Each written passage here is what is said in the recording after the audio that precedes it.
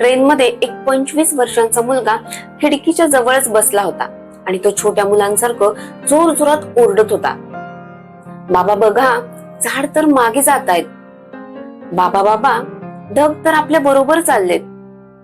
त्यांच्या समोरच एक नवरा बायको बसले होते.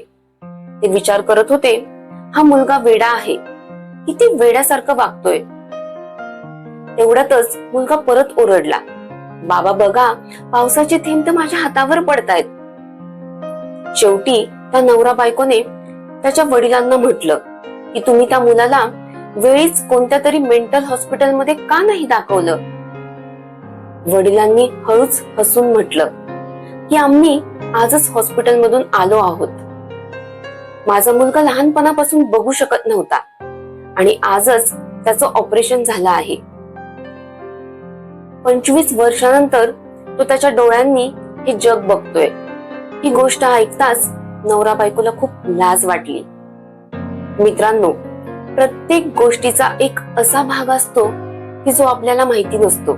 म्हणून लोकांना जज करणं सोडून द्या. बरोबर आहे ना?